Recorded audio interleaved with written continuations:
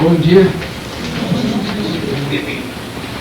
E eu queria agradecer esse convite que a Ana Cristina Limon de França nos fez, por estar presente nesse segundo encontro internacional da qualidade no trabalho.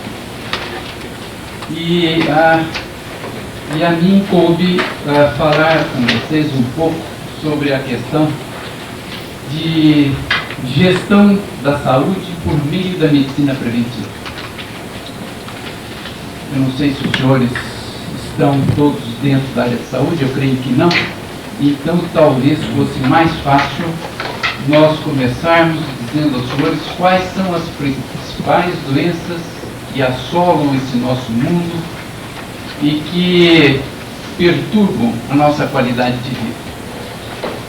Em recente reunião da Organização Mundial de Saúde em Genebra, agora em maio, essas foram as doenças principais descritas no mundo de hoje. Se os senhores olharem no todo das doenças,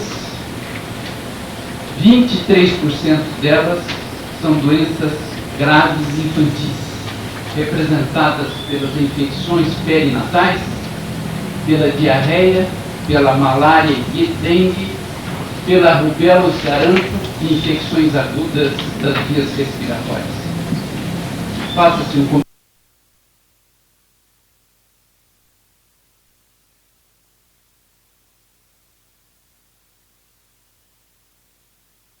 por ano. E outro 1 milhão morrem em consequência a malária e dengue. E diga-se de passagem também que o Brasil é o maior exportador de sarampo e de dengue para os restantes países da América do Sul. Em relação aos adultos, temos o HIV e a hepatite. O HIV representa 12 milhões de mortes no mundo por ano. E a hepatite B e C progride aceleradamente, contaminando centenas e milhares de pessoas. A tuberculose recrudesceu e até nos países desenvolvidos, como os Estados Unidos da América, novos surtos de tuberculose ocorrem a cada dia. Além disso, a mortalidade materna. Este conjunto representa 10% das crianças, 23%, todas as outras doenças, 67%. E o que são todas elas? Doenças cardiovasculares é a que predomina. As doenças chamadas assim de câncer são as outras. E as doenças neurológicas. Portanto, se nós conhecemos as principais doenças que ocorrem no mundo, nós podemos imaginar que medicina preventiva é que nós devemos adotar. Naturalmente, aqui quando se fala de mundo, há variantes de países, cidades e grupos, naturalmente. Me foi pedido que falasse sobre gestão da saúde por meio da medicina preventiva. Então, nós estamos falando de pessoas jurídicas, de empresas para empresas, empresas de saúde que cuidam da saúde de funcionários de empresa.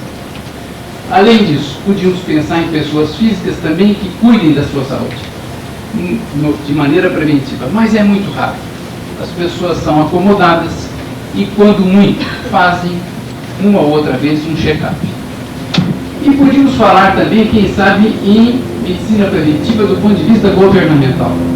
Muito difícil. A saúde governamental, vocês sabem, está falida no Brasil. Se não, vejamos. Um estudo recente publicado em maio de 1999, de Healthcare em Latinoamérica, dando vários indicadores: mortalidade infantil, mortalidade materna, mortalidade por doenças infecciosas, mortalidade por doenças crônicas, mortalidade geral,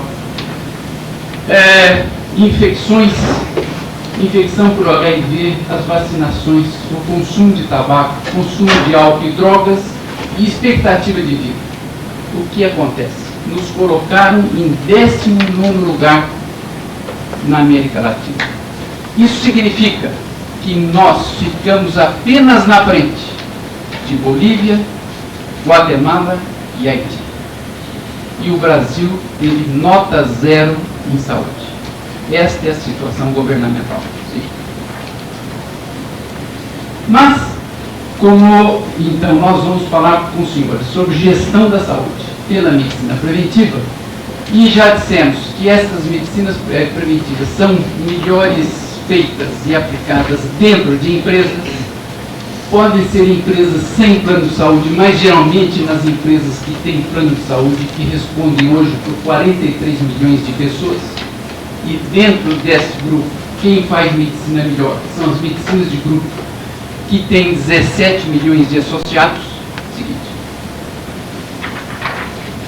Nós vamos apresentar, dentro desse contexto, a Amesp Saúde, que é uma medicina de grupo, que seu slogan é a qualidade da vida, que tem um programa de medicina preventiva, o nome é a Provida. E nós temos, dentro dessa medicina preventiva, alguns programas de riscos cardiovasculares, de controle de casos de alta complexidade, de gestação de alto risco, de vacinação, de controle de infecções hospitalares e a medicina ocupacional. A importância dos riscos cardiovasculares.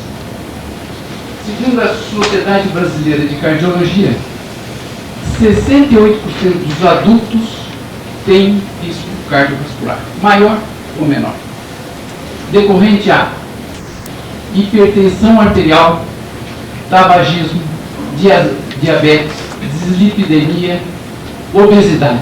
E também colaboram o estresse, sedentarismo, idade, sexo e antecedentes.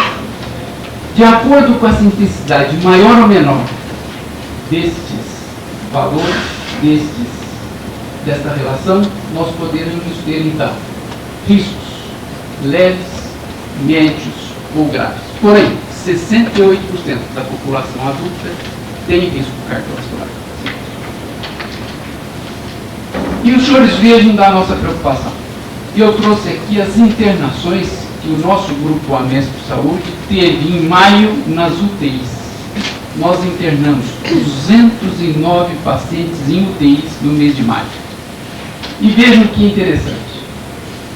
Angina, acidente vascular cerebral, arritmia, edema agudo de pulmão, diabetes, infarto agudo do miocárdio e insuficiência cardíaca representam mais de 50% das internações de UTI. São os problemas cardiovasculares. Na verdade, 52%. Então, há todo um motivo para nós nos preocuparmos. Então, temos o programa de risco cardiovascular dentro do Provida, que é a nossa medicina preventiva. Inicialmente, nós precisamos identificar aqueles dentro da nossa população que têm um risco. E isso nós o fazemos através de campanhas para pressão, campanhas de determinação de glicemia, diabetes, entre outras, fora e dentro das empresas. Detecção daquelas condições nas consultas de rotina e de urgência, detecção e análise das internações, detecção e análise dos exames. Os senhores sabem que 30% daqueles que fazem, por exemplo, exames de laboratório, não vão procurar os resultados? Pois bem, nesses que não vão procurar os resultados, nós vamos analisar. E se ele tiver um colesterol alto, se ele tiver uma glicemia alta, por exemplo, nós vamos chamá-lo para integrar um conjunto de pessoas que nós cuidamos, fazendo parte desses pacientes com risco cardiovascular. Além disso, fazemos a divulgação de toda a medicina preventiva através desse jornal que já está no 5º ano, que foi oferecido aos senhores, que é a qualidade de vida da Amesp Saúde. Fazemos a divulgação e identificação através de manuais, de TVs e videocassetes que nós colocamos nos centros médicos, mostrando continuadamente aos clientes todas as condições de risco, através dos boletos bancários de cobrança, mensagens e agentes multiplicadores que existem dentro da empresa.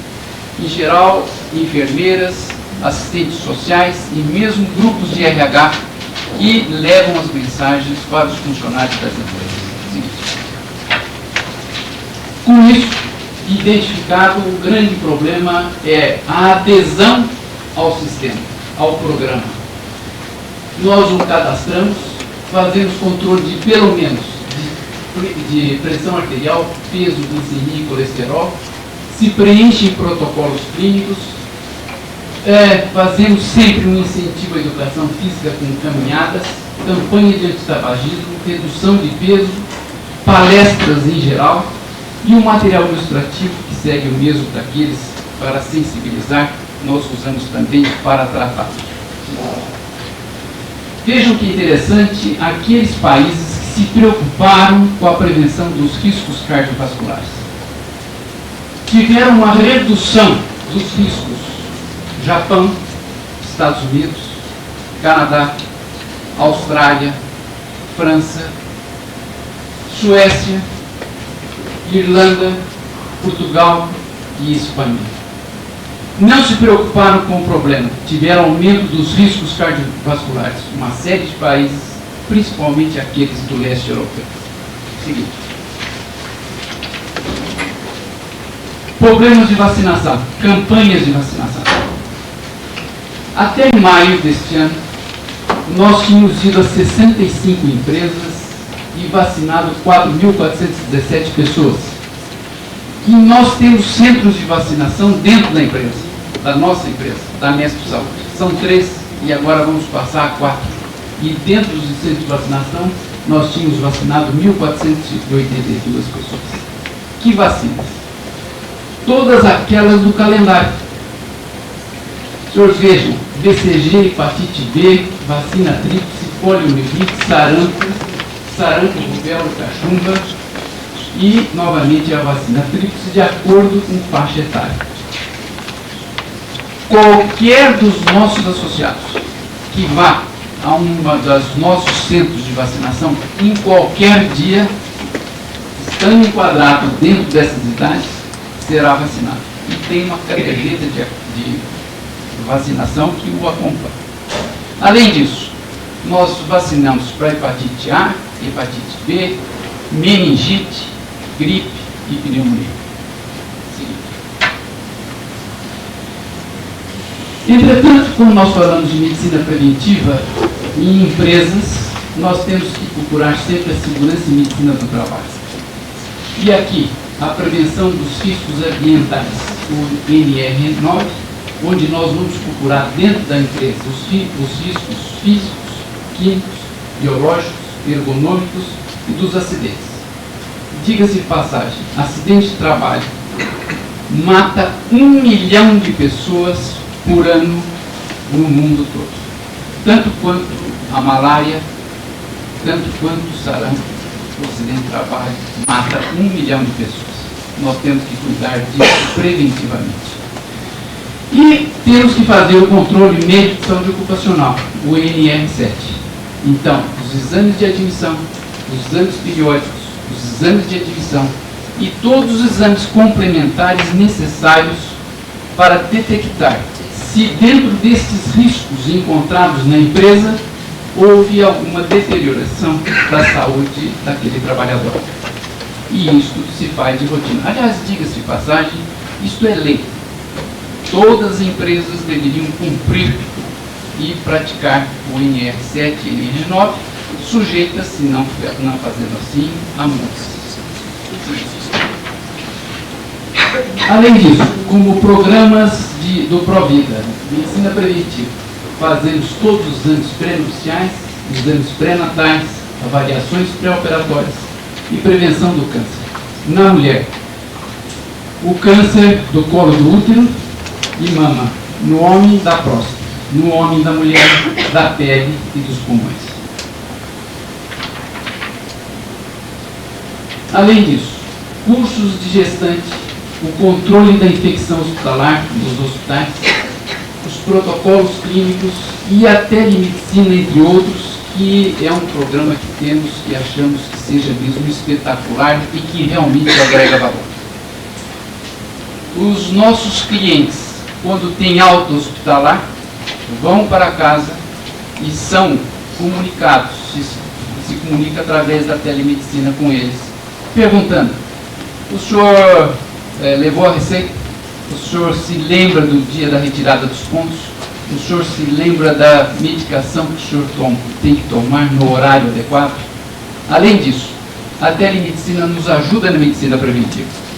Como eu disse aos senhores, por exemplo, aqueles que fazem os exames e não vão buscá-los são localizados através da telemedicina. Bem, eu diria para os senhores que todo esse programa de medicina preventiva da MESP, denominado Provida, está encaixado dentro de um programa muito maior. A nossa empresa tem a gestão pela qualidade. E nós adotamos essa gestão há 12 anos. Há 6 anos desenvolvemos a gestão pela qualidade total, que no nosso caso chama-se PACTO, Processo AMESP de Qualidade Total. E na sequência, alguns dos nossos hospitais conquistaram o ISO 9002, Hospital Itatiaia e Hospital Itacolomi. O nosso laboratório conquistou o ISO 9002. E agora, recentemente, o Hospital Itacolomi conquistou o 14001. Enquanto no 14022 foram as primeiras empresas de saúde, 14001, 9002. Enquanto no 9002, estas empresas foram as primeiras na área de saúde a conquistar esse ISO nas Américas, no 14001, Gestão da Saúde, foi o primeiro hospital na América Latina a conquistar esta condição. Então, Maurício, nós temos até uma condição de encontro nesta oportunidade, porque nós temos na prática praticado a gestão ambiental. No caso do Hospital Itacolomi, nós demos toda a atenção à legislação e a atenção aos resíduos sólidos, aos efluentes, ao escape de gases, contenção das irradiações, aos ruídos, enfim, tudo aquilo que fosse necessário para conquistarmos o 14000. E a primeira empresa na América Latina da área de saúde a ter esta certificação. A acreditação hospitalar do Hospital Jaraguá, o universo da qualidade. Somos os criadores e o mantenedor desta empresa, o universo da qualidade, que se reúne periodicamente, geralmente uma vez por mês, congregando funcionários, gerentes, diretores de empresas, tratando de assuntos de gestão e de qualidade, trazendo de áreas de manufatura, trazendo de áreas de comércio e prestação de serviço, de tal maneira que nós possamos trocar ideias e agregar conhecimentos para a área de saúde de tudo que se faz em outras áreas que são perfeitamente aplicáveis em nossa área também. O Universo da Qualidade já realizou 15 eventos nesses 2 anos, já recebeu 3.500 pessoas em geral no Maxud, e por coincidência, o próximo evento será quarta-feira e vai nos trazer como assunto qualidade de vida no trabalho, práticas e resultados. Um assunto que vai ser muito debatido e ao qual nós nos dedicamos sempre com muito interesse. Além disso, nós temos a Academia de Conhecimento, é uma maneira pela qual nós educamos os nossos colaboradores, fazemos com que ele aumente o seu conhecimento, a sua cultura, e dessa maneira ele possa oferecer, se agregar melhor, integrar dentro dos sistemas de qualidade que nós temos. Temos também um dos programas chamado Cliente Rei, que é o atendimento ao cliente externo. E essa qualidade na saúde, práticas e conceitos, é um livro que nós editamos o ano passado, em colaboração com a dona Marlene Ortega aqui presente, no qual nós condensamos o que mais ou menos foi explanado aqui nesse momento. Foram 3.000 livros editados e é um livro que reúne uma série dessas informações hoje aqui apresentadas. A Ana Cristina escreveu um dos capítulos: Qualidade de vida do cliente interno. Era isso que eu queria apresentar. Então, na prática, o que nós fazemos na Vesp Saúde quanto à medicina preventiva, e a nossa gestão foi uma opção pela qualidade e as conquistas que nós tivemos e os processos que nós desenvolvemos dentro da empresa com esse enfoque. Eu agradeço a atenção dos senhores, me coloco à disposição. Parece que nós teremos uma parte de debates, e se alguma dúvida ficou nessa apresentação, eu digo sucinta, eu estou à disposição para responder. Muito obrigado.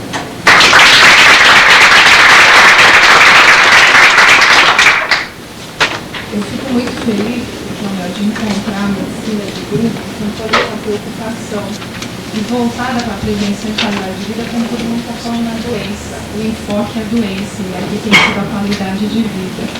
Então eu fico muito contente de estar nessa mesa e o meio ambiente trazendo essa questão da prevenção e com todo esse trabalho que vocês vêm fazendo. E eu tenho uma pergunta para o Maurício. No país não se logrou resolver o problema do lixo urbano.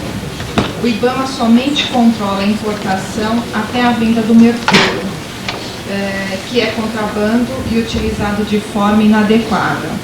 Quais são as saídas que se pode esperar de órgãos públicos pela competência de fiscalização, punição e educação preventiva? Quem fez a pergunta é a Angelina do SES.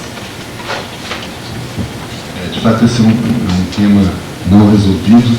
A grande parte do lixo urbano, doméstico, hospitalar, industrial, ainda é disposto de forma inadequada nas nossas cidades.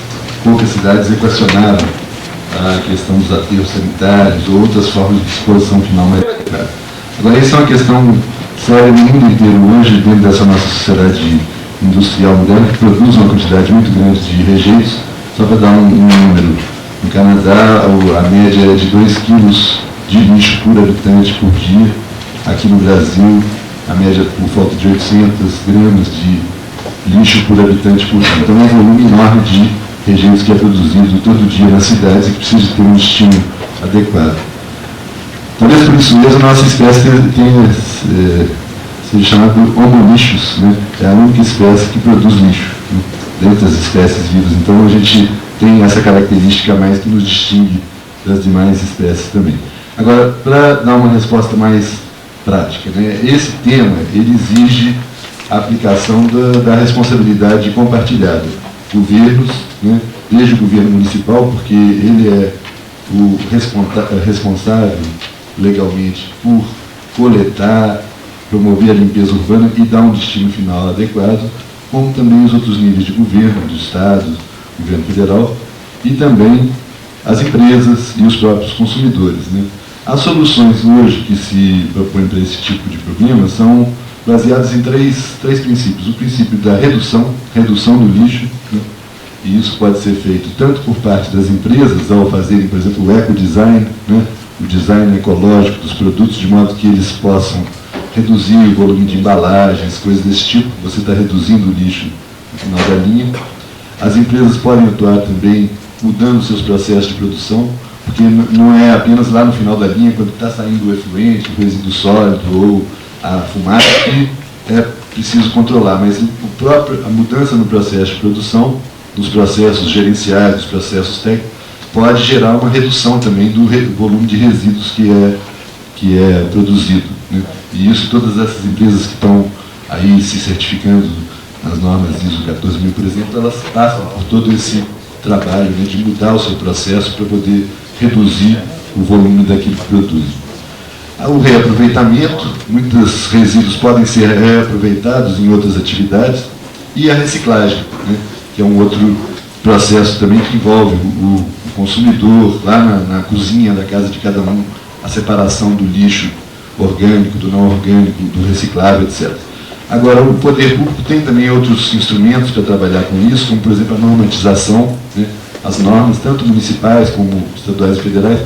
No caso de municípios, existem casos até contraditórios de, por exemplo, a legislação de limpeza urbana e a legislação sanitária terem dispositivos contrários para a disposição final do lixo. Por exemplo, a legislação sanitária recomenda queimar o lixo para poder não ter ali o resíduo, não gerar aí problema de zoonose e tal, e a legislação de limpeza urbana e ambiental proíbe queimar o lixo. Então, tem esses conflitos normativos que precisam de ser resolvidos. Em muitos municípios isso ainda existe. Compatibilizar o Código Sanitário com o Código de Limpeza Urbana, com a Lei Ambiental Municipal. No âmbito federal, também a normatização é necessária e amanhã, inclusive, está sendo discutido no CONAMA, no Conselho Nacional do Meio Ambiente, normas para pneus, que é um tipo de resíduo também que a gente tem muito na nossa sociedade, pilhas e baterias, inclusive bateria celular, essas coisas que a gente se joga no lixo, aquilo vai contaminar porque tem metais pesados que vão contaminar os lençóis freáticos, etc. Com o processamento de resíduos, que é uma outra forma de dispor também. Muitas empresas, cimenteiras, por exemplo, queimam resíduos de outras empresas e usam como combustível, como fonte de energia. Mas é preciso de normatizar isso para não gerar dioxinas, outros problemas de poluição. Então, essas normas federais estão sendo discutidas, devem ser possivelmente aprovadas justamente amanhã no CONAMA. E existe um projeto de lei no Congresso Nacional sobre isso também. Agora, tem todas essas questões que dizem respeito também à educação. A educação nas escolas, a educação dentro de casa, né, para evitar desperdícios, para promover essa reciclagem. Então, é um conjunto de ferramentas de trabalho, de maneiras de atuar, desde a normatização, a fiscalização, o licenciamento, a educação ambiental, que são necessárias para trabalhar nesse campo. Mas eu gostaria de ressaltar basicamente esse ponto. É um tema que exige cooperação, solidariedade, essa responsabilidade compartilhada. Governo, empresas, sociedade. Maurício, eu também acho, só acrescentando, que o que falta um pouco é a informação. Por exemplo, eu acho que todas as empresas não têm conhecimento, um exemplo da Associação de Catadores de Papel, e que isso, cada um de nós poderíamos estar reciclando lixo em casa, mandando, porque as PETs são feitas hoje, mantas, tem materiais, os designs maravilhosos, como papel também. Eu acho que falta um pouco essa divulgação, né? Agora, existem iniciativas das próprias empresas, por exemplo, sempre, o Centro Empresarial, Conselho Empresarial para a Reciclagem. É uma iniciativa das empresas para promover esse tipo de processo. Existe também um sítio na internet, www.resol, resíduos sólidos, resol.com.br, parece, que tem uma quantidade enorme de informação sobre o assunto também e que está enriquecendo muito, inclusive de grande utilidade para os prefeitos que queiram resolver essas questões. Mas, de fato, acho que a informação é essencial para poder a consciência despertar e poder as pessoas tomarem ações mais que gerem resultados. Obrigada, Maurício. A pergunta agora é para o Dr. Joamel. A MESP inclui o programa de qualidade de vida nos seus produtos ou é um produto em separado? Quem perguntou foi o Silvio, médico ortopedista. A letra de médico. Você, pediatra.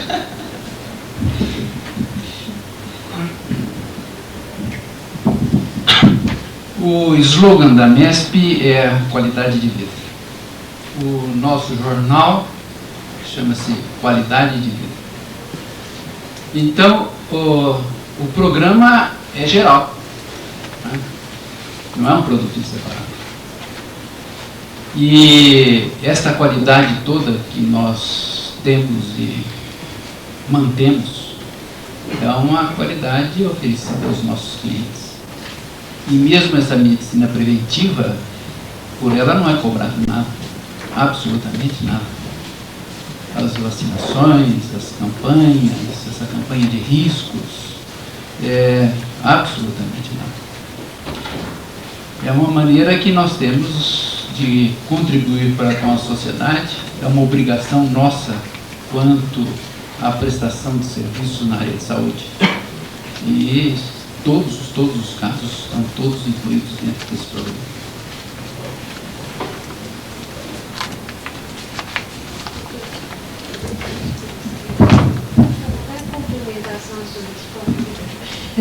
Na complementação à sua resposta, eu gostaria de saber se nós médicos podemos ter acesso a esse tipo de protocolos que a MESP dispõe, voltando à qualidade de vida para a comunidade de uma maneira geral. Eu trabalho, por exemplo, no SESI, né, que é uma instituição não governamental, e, por exemplo, na Prefeitura do município de São Paulo, na Secretaria Municipal de Administração, que é um órgão de responsabilidade para cuidar da vida, da qualidade de vida, ou da inexistência dela, do funcionário público municipal. Então, eu gostaria de saber, voltando a tudo isso que a gente conversou, nós, na verdade, temos uma falta de informação. Nós somos um país pobre, onde sempre se começa de novo, né? Então, gostaria até de depois ter repetido o site da internet. Então, aqui se começa muito as coisas. Aproveitando a experiência da MESP, por exemplo, eu gostaria de saber se isto é público, por exemplo, para a comunidade ou para as outras instituições. Obrigada. É um prazer poder responder a cada colega, porque é médica, trabalha no SESI, eu sou médico, já trabalhei no SESI também.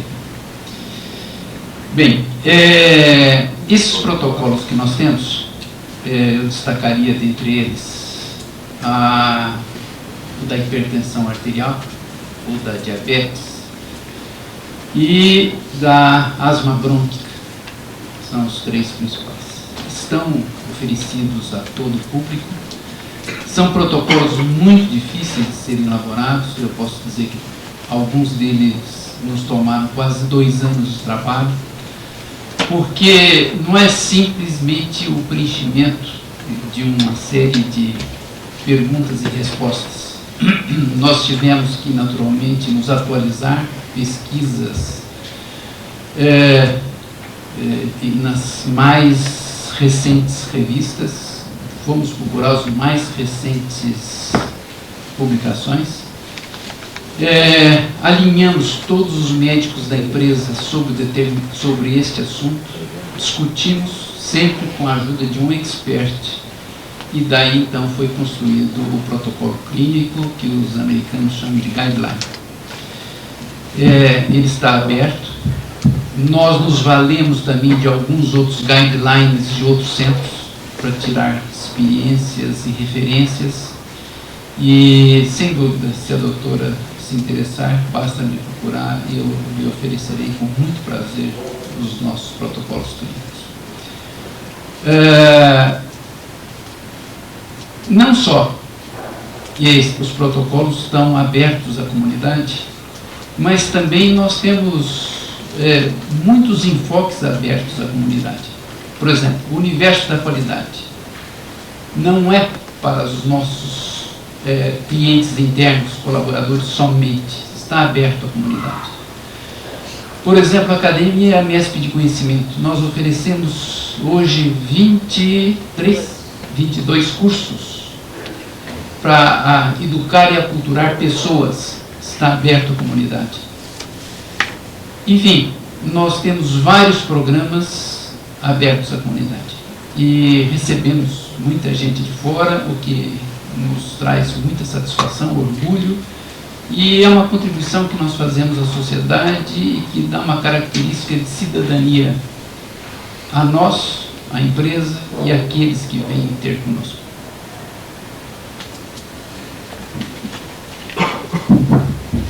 Como é bom saber que tem empresas abertas, né, à cidadania, e está envolvendo não só o seu usuário interno, mas o usuário externo. Bem, eu acho que nós teríamos assim várias perguntas, e tem perguntas tanto para o Maurício como para o Dr. Joamel, só que nós estamos comprometidos com o horário, então eu vou pedir a Tereza, o Maurício vai estar respondendo, e a Marta, o Dr. Joamel também vai ter uma forma de responder as perguntas, e quem também tiver perguntas.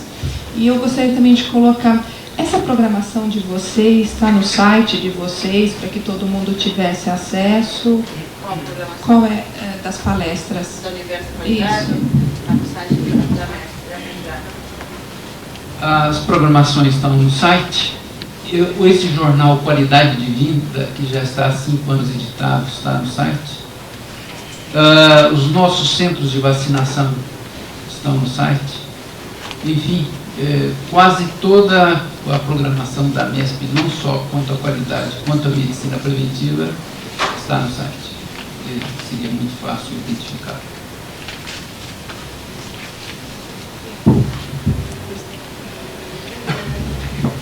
A comissão técnica se responsabiliza pela resposta de todas as perguntas que vocês quiserem fazer aos palestrantes, desde que vocês forneçam um endereço eletrônico.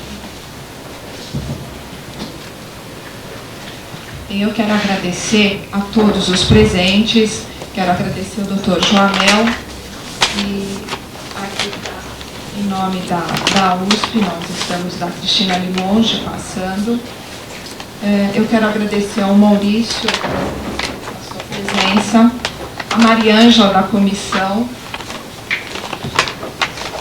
e agradecer a toda a comissão, a organização desse evento e essa multiplicidade de assuntos e temas. E vamos estar respeitando o horário e nós estamos encerrando essa mesa. Muito obrigada.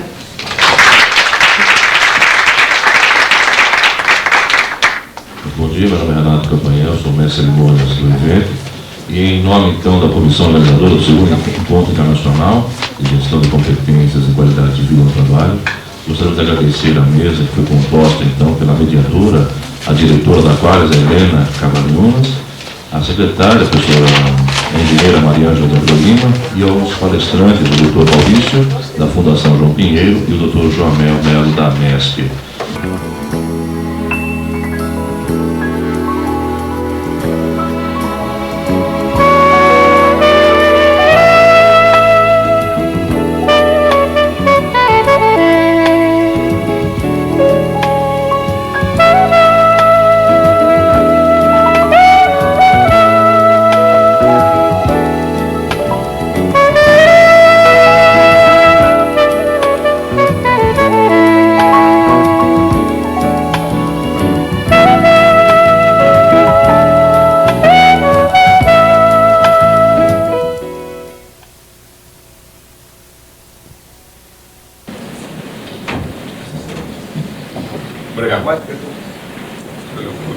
Tem uma para mim aqui, para eu falar um pouquinho sobre o programa de qualidade de vida na Caramuru. O programa de qualidade de vida na empresa que eu trabalho, ele já tem 10 anos, certo? Ele começou como um programa de administração participativa, depois vieram as técnicas de 5S, GQT, todas as técnicas, tá? Então eu digo que o processo é um processo contínuo. Tá? Ninguém chega hoje e fala, olha, a partir de amanhã eu vou implantar qualidade de vida. Acontece aquilo que a Leila levantou, se o presidente ou alguém tem o poder, de fato, não apadrinhe, certo? Nós temos ouvido isso aí nessas palestras todas, nenhum programa vai para frente. Tá? Então, no meu entender, qualidade de vida não é modismo, certo? É o processo mais atual que tem. Então, a minha empresa, na qual eu sou executivo, eu fui contratado há X anos atrás, para fazer a empresa se tornar uma empresa moderna e uma empresa integrada com a comunidade. Naquela época o que se falava era administração participativa, juntava o pessoal todo para discutir, depois 5S, GQT, e estamos hoje no estágio de qualidade de vida. Então, para nós aqui, certo? Mais uma vez, agente de mudança é processo contínuo, é batalha, certo? É catequese, está ali, procurando se informar, certo? Está viajando, está participando de curso e trazendo para a empresa o que há de melhor. E só assim, reforço isso, eu tenho uma bandeira minha, certo? Que eu carrego. Por que eu estou nessa de qualidade? Porque eu quero ter uma sociedade melhor, certo? Como é que eu tenho uma sociedade melhor? Se a empresa tem todo mundo feliz, se o patrão ganha dinheiro e se a gente vive bem. Isto faz parte de cada um de nós. Alguma outra pergunta? Tem uma pergunta que eu não esperava, assim, Qual é a diferença entre propaganda e publicidade?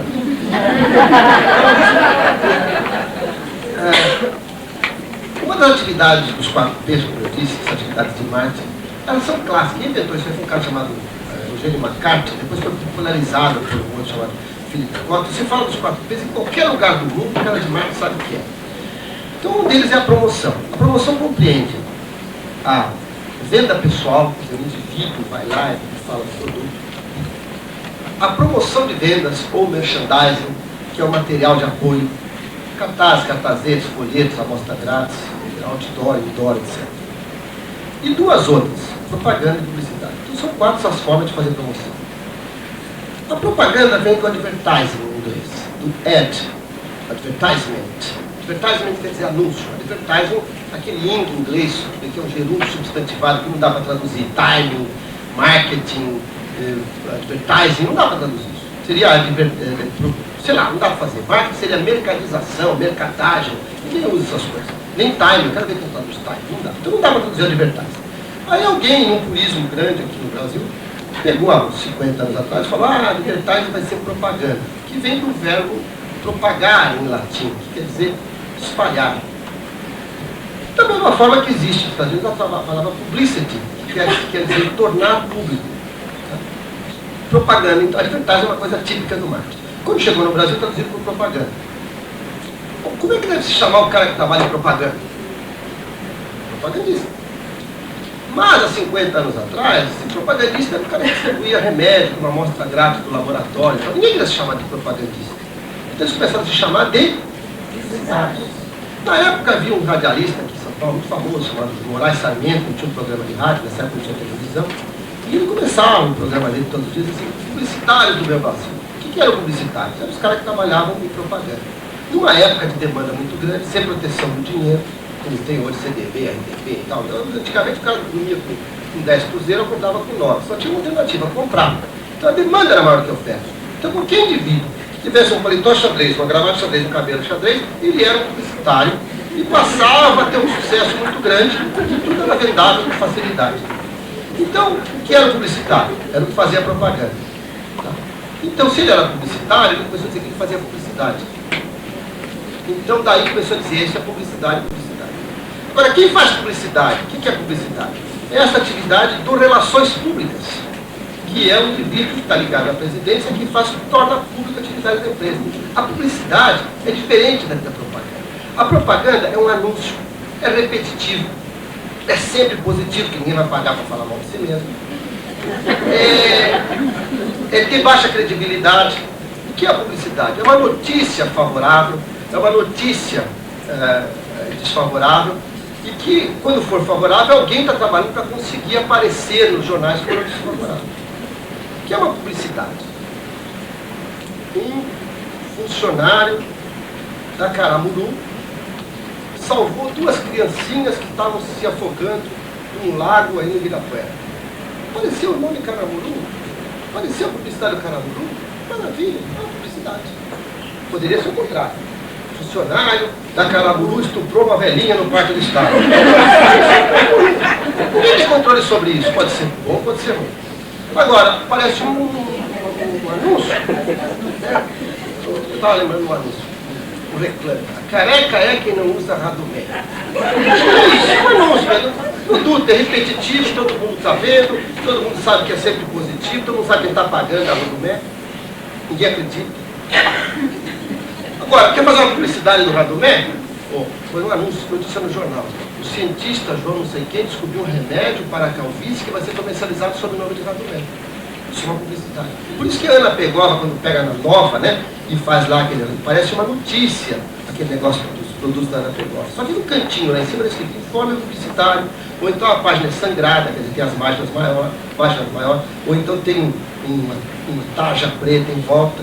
Então são as publicidades, nas boas revistas, a publicidade com cara, a propaganda com cara de publicidade, ela é cerceada no processo. Então, para deixar bem claro, a propaganda é uma atividade específica de marketing, no sentido de vender um produto, paga, repetitiva, tem essas características de anúncio. Publicidade é uma atividade que pode ser obtida pelas relações públicas, mas que nem sempre é controlada pela empresa e que existe um processo genérico e todo mundo está interessado nela. A desvantagem é essa, que ela, por não ser repetitiva, ela não atinge todo mundo. Saiu um anúncio agora na televisão, nós estamos aqui, nós não estamos vendo. Mas ele vai passar outra vez à noite, nós vamos ver. Saiu uma notícia agora, favorável a uma empresa, nós não estamos vendo. Não vai aparecer essa notícia outra vez. Então, essa é a publicidade. Então, essa diferença é bem consistente nesse processo. Não é tão clara às vezes. Há pouco tempo eu fui uma palestra de um americano e ele veio falar sobre advertising e publicidade. E tinha tradução simultânea. E o tradutor, quando ele disse advertising, o tradutor traduziu por publicidade. Então o americano falava advertising, o tradutor publicidade. O americano advertising, o tradutor que é publicidade. De repente o americano falou a diferença entre advertising e publicity. Todo mundo olhava para ele e falava, pô, cara, então eu fui lá na salinha dele e falei, meu amigo, onde era advertising? Tinha que ser uma palavra que se usa em português propaganda. Agora publicidade é publicidade.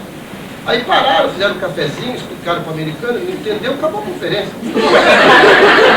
A coisa estava complicada. Eu estou deixando um recado para vocês que existe essa diferença. Não é, eu também, às vezes até eu uso de vez em quando a palavra publicidade. Mas não é, existe essa diferença bem clara. Em inglês, como essa atividade de marketing é muito vista da Inglaterra, dos Estados Unidos, essas são a diferença, claro. Foi a pergunta que foi feita. Qual é a diferença para manifestar? Espero que responda. Pelo que eu estou sentindo aqui, nós vamos começar a ter problema de semântica, porque tem aqui alguma coisa de merchandising, se é considerado propaganda ou publicidade, qualquer coisa assim. Dá para você falar em 2 segundos? 2 segundos. Merchandising. Merchandising é uma palavra que tem problema até nos Estados Unidos. Existe uma American Marketing Association, que é um organismo clássico do pessoal de marketing, tem um glossário de termos no livro. A palavra merchandising tem 3 acepções no glossário da American Marketing Association. Eles dizem que merchandising é o produto certo, na hora certa, no lugar certo. Quer dizer, depois que o produto foi produzido pelo marketing, merchandising é o produto certo, na hora certa, no lugar certo. Uma outra forma de se definir merchandising na American Marketing Association é atividade no ponto de venda. Quer dizer, toda vez que tiver um ponto de venda.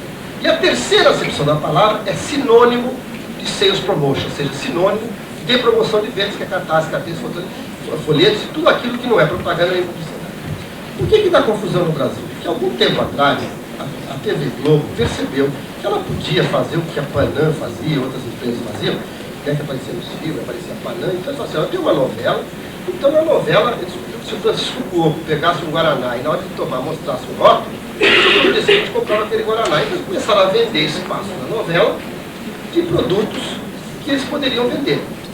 Era propaganda? Não era. Não era repetitivo, não era todas aquelas características. Era publicidade? Também não era. Era venda pessoal? Não era. O que era? Era promoção de vendas. Agora, você acha que os caras da Globo iam chamar de promoção de vendas, do departamento de promoção de vendas? Chamaram de merchandising. Então, para deixar claro, olha, merchandising é uma das atividades de promoção de vendas. Não é a promoção de vendas em si, certo? E é uma das poucas atividades de marketing que se faz no P da promoção. Então não é nem propaganda e nem publicidade. É exatamente o que está naquele meião. Essa foi a pergunta. Merchandising fazer propaganda e publicidade? Nenhuma das duas coisas. É só esclarecimento. Essas são técnicas de marketing. O que eu estou falando agora são definições de marketing. São definições de marketing. Sim. Mas são estratégias que são utilizadas dentro do marketing. Não. Por exemplo, merchandising é uma atividade que você faz. Então você vai fazer, vou fazer merchandising. Então tem umas técnicas para fazer isso.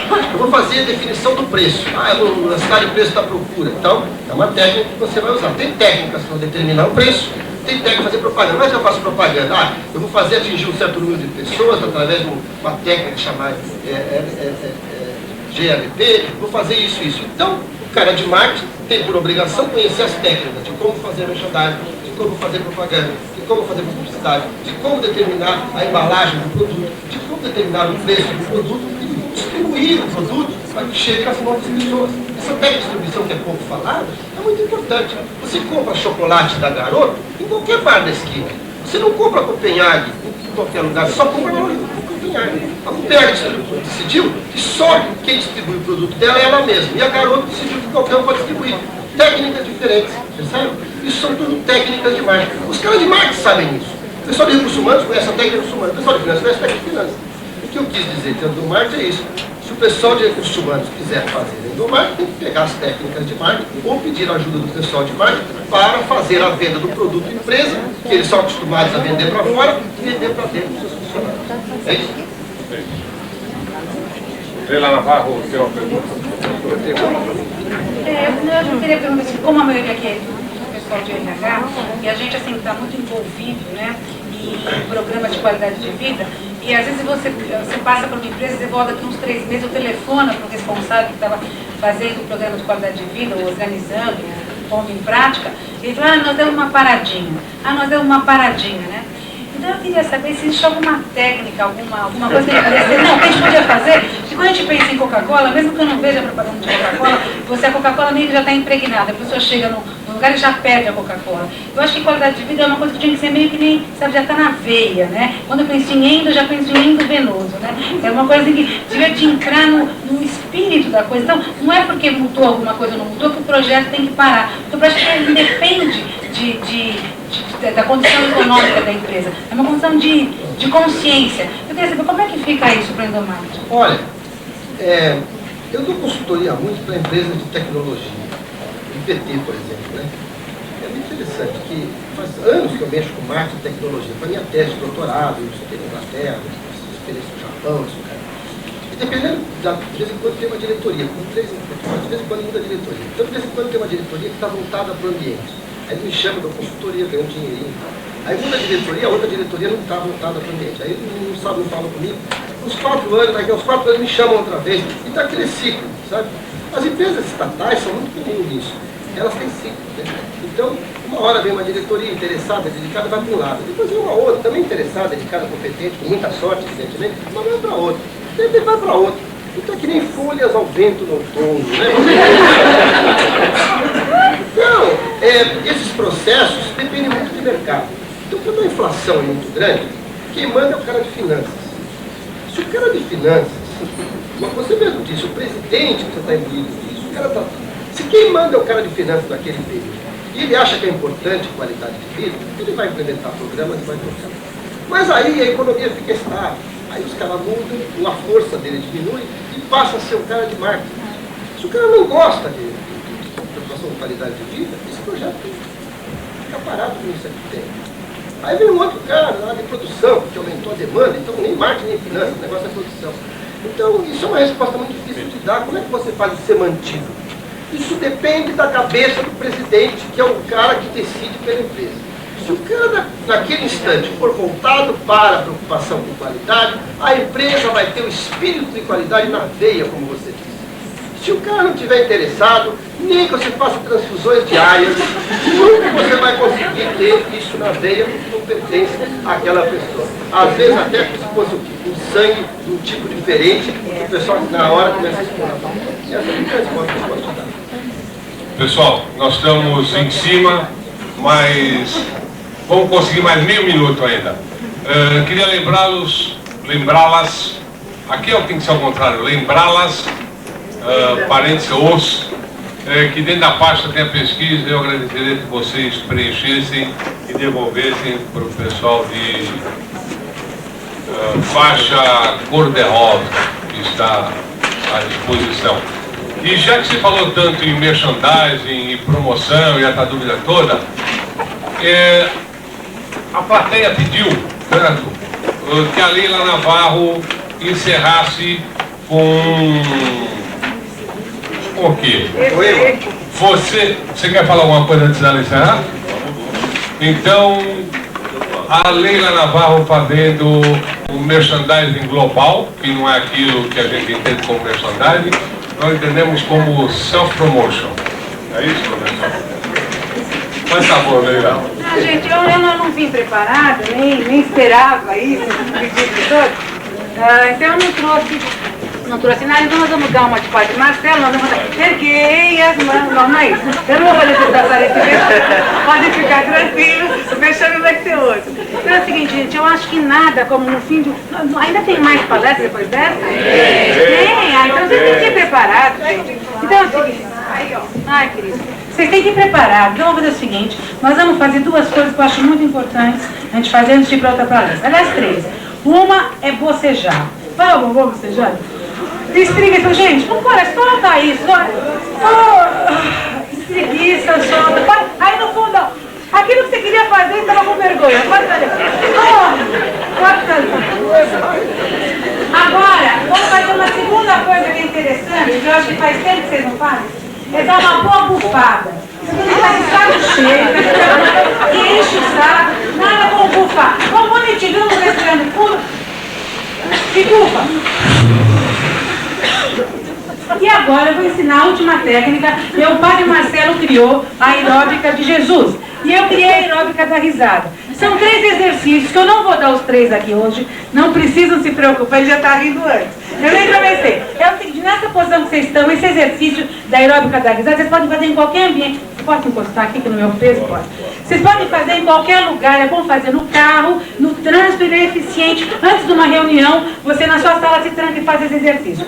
Eu não sei se vocês sabem que as pessoas têm mais dificuldade de rir e que a risada, ela é uma coisa assim fantástica, ela é endorfina, ela ajuda o seu sistema imunológico, a risada é antioxidante, a risada assim, é fantástica. Aliás, aquilo que eu falei, de fluidez, flexibilidade, prontidão, tá tudo na risada, né? Uma coisa, a gente não tem prontidão para rir, você sabe que ela demora um pouco para rir, né? Você já nota que o pessoal... Mas eu vou fazer então, vocês pegarem no tranco aqui um pouquinho só.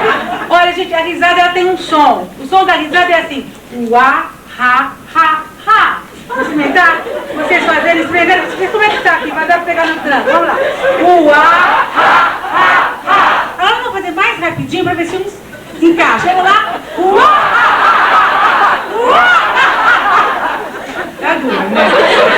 Olha, é o seguinte, nós vamos fazer o seguinte, o primeiro exercício da aeróbica da risada é um exercício simples, fantástico, algumas pessoas vão ficar inibidas, mas não tem problema. Dá pra fazer sentado, e as pessoas que têm dificuldade de rir são as pessoas que são enfesadas. Vocês sabem o que quer dizer enfesado? Já procuraram no dicionário? Enfesado é o cara que é cheio de fezes. Então esse exercício é bom até para fazer quando você for no banheiro, não precisa mais gemer. Você faz esse exercício que eu vou ensinar. Querido, segura o microfone. Pra tia Leite. Se não sentar, aí vocês vão pegar a barriga. Não precisa ficar, sabe que todo mundo tem. Isso. Todo mundo Conheci tem. a Leila hoje, hein? Todo mundo tem barriga. Não, põe o pezinho. Encosta, põe bonitinha, isso, tira das coisas, isso, segura a barriga, põe os 2 pés no chão, segura a barriga e você vai rir até a barriga, assim, a barriga tem que tremer, o diafragma, sentir chão, tudo treme, bonitinho, não, 3 vezes, você não trabalha com qualidade de vida, se você não tiver esse exercício, você não trabalha com qualidade de vida, vamos lá, pega na barriga, quem não tiver barriga, as assistentes vão ajudar a achar a barriga, porque todo mundo tem, um disfarce, mas todo mundo tem, vamos lá, pegue bonitinho essa barriga e vamos lá.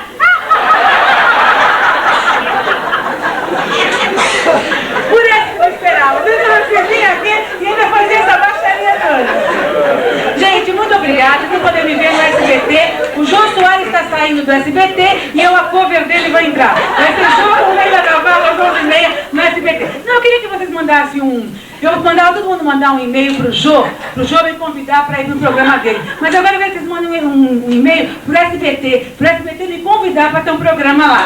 De qualidade de vida às 11h30 com vocês. Leila Cavalo. Muito obrigada.